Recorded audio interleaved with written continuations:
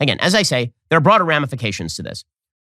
So many elements of Western civilization, from Great Britain to Canada to the United States, pushed by the cultural left, have this stamp. And the stamp is that traditional ideas are bad and dangerous. And those traditional ideas must be thrown out. And that's how you end up with the CBC, a state-sponsored enterprise, pushing the idea that my content is somehow an extremism factory. But you know what's not extreme in Canada? What's not extreme is the Halton District School Board standing behind an accepted transgender teacher at Oakville Trafalgar High School. Apparently, this teacher is a man who has been wearing fake breasts that are the sizes of beach balls with fake plastic hard nipples attached to them to class. So this is a male teacher acting out his sexual fetishes against students. That's what this is. There's no other rationale for this, because this is nutso behavior. Technically speaking, this is crazy behavior. No normal person would do this. This is not something you would do. This is not something a normal transgender person would do. This is crazy behavior. This is not a man who believes that he is a woman, who just decided one day to put on a wig and slap on a dress. Nope, this is a man who has decided to act out his actual full-on sexual fetishes in front of children, because that is the only reason that you wear fake prosthetic breasts that are the size of watermelons to school with hard nipples at the end of them. And the school district is defending this because, after all, gender identity.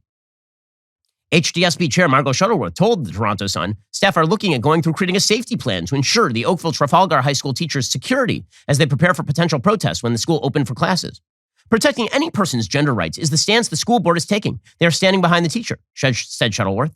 Pre-transition, the teacher was known to students and faculty as a male and went by a man's name. The teacher now identifies as a woman and is referenced with a female name. The school board says it simply sees her as a good teacher. See, this is not extreme. It's not extreme to foist upon students sexual perverts.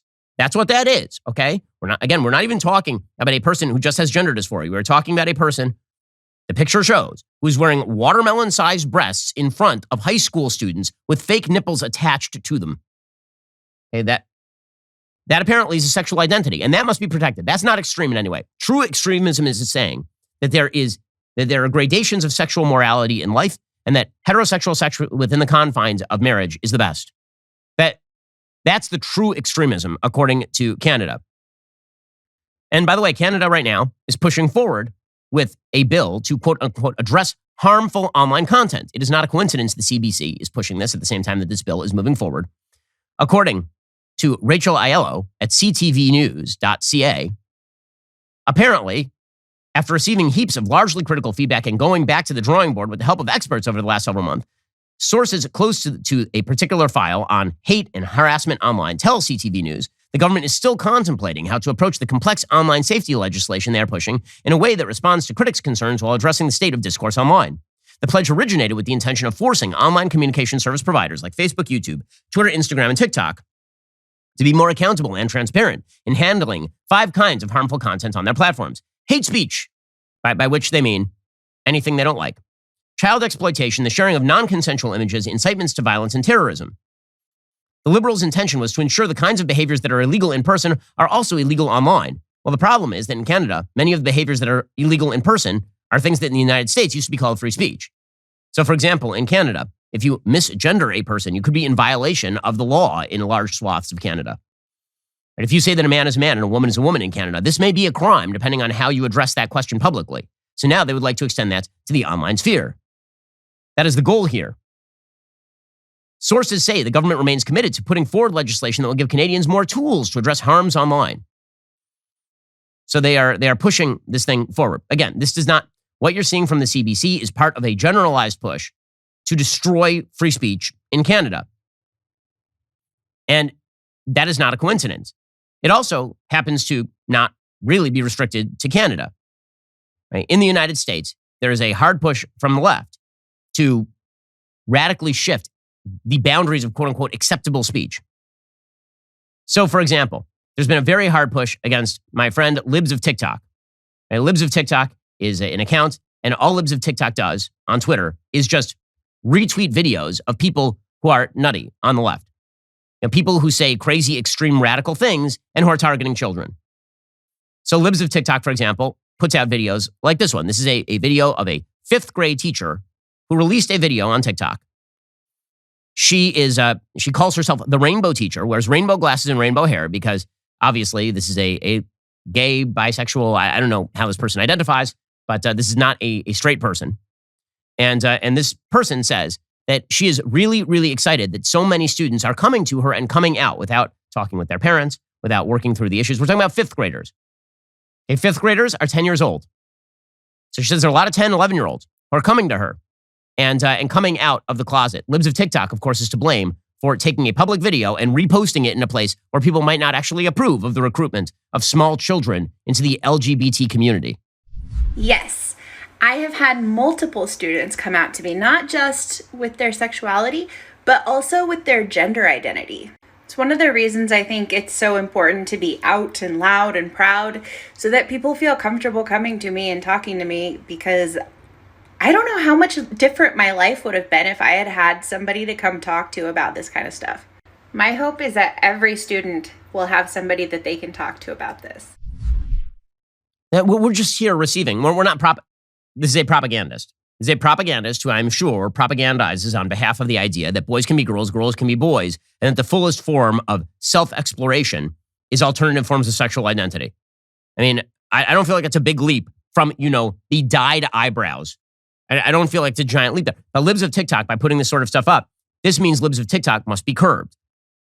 So there's an entire article in the New Republic just a couple of weeks ago blaming Libs of TikTok for a bomb threat, a fake bomb threat on Boston Children's Hospital. Quote, what began in spring as a succession of far-right attacks on all ages drag events celebrating Pride has by the end of the summer spiraled into a multi-city harassment campaign targeting children's hospitals for offering gender-affirming care, including death threats against providers and at least one bomb threat. Anti-LGBTQ politics has without question accelerated and shifted character this year to embrace outright political violence. Again, the idea is conflating the notions of traditional morality, and also, by the way, even if you're not traditional, the notion that you should not indoctrinate kids with this garbage. That is apparently a form of violence. Okay, so the argument the CBC is making in Canada, now you have many outlets in the United States making that about Libs of TikTok. And the natural corollary is that supposedly Libs of TikTok should be banned. This has been the ongoing harassment campaign by Taylor Lorenz of the Washington Post against Libs of TikTok, who apparently spends every waking minute attempting to get Libs of TikTok thrown off of social media because of the evil dangers of, actually taking people's videos and then just exposing them to a larger audience. Says the New Republic, these may be actors on the political fringe, and the tech-driven aspects of this terror campaign have sometimes been interpreted to minimize its real-world impact. But the narrative of LGBTQ rights being cover for child abuse is not just fodder for the right-wing clout chasers of social media. It has been weaponized by the right against their opponents in elections, from school boards to state legislatures. It has been amplified and legitimized by lawmakers like Georgia Republican Representative Marjorie Taylor Greene, who in August introduced a sweeping bill that would ban gender-affirming care, and by Florida Governor Ron DeSantis. Again, the idea here is everyone I don't like is a violent threat. And thus, we must use the auspices of government and social media and big tech to shut them down. And this, of course, is now being forwarded by certain governmental actors. According to the Associated Press, in Montana, Montana's health department said Monday it will follow a judge's ruling and temporarily allow transgender people to change their gender on their birth certificates. The judge issued a scathing order Monday morning saying health officials made calculated violations of his order, which had told them to temporarily stop enforcing a law blocking transgender people from changing their gender on their birth certificates unless they had undergone surgery. There had been a law that was passed duly by the state of Montana that said you are not allowed to retcon history and pretend that you were born a male when you were born a female. And this judge overruled the law on the basis of whatever. District Court Judge Michael Moses said Monday he would promptly consider motions for contempt based on continued violations of his April order, which he clarified in a verbal order at a hearing on Thursday. Just hours after that hearing, the Republican-run state said it would defy the order and keep in place a rule that disallowed any changes to birth certificates unless they were due to a clerical error. On Monday afternoon, the Department of Public Health and Human Services issued a statement saying it would comply with the order despite disagreeing with it. Funny how all of the advocates on the left who are talking about how the Supreme Court is anti-democratic have no problem with the anti-democracy of a single district court judge forcing the state to now retcon birth certificates. Again, the goal here is a radical shift in social politics and the shutting down by law or social pressure of all countervailing viewpoints. We're in a battle for the culture and for our values. Like and subscribe to help keep our videos on the front line of the fight and top of your feed.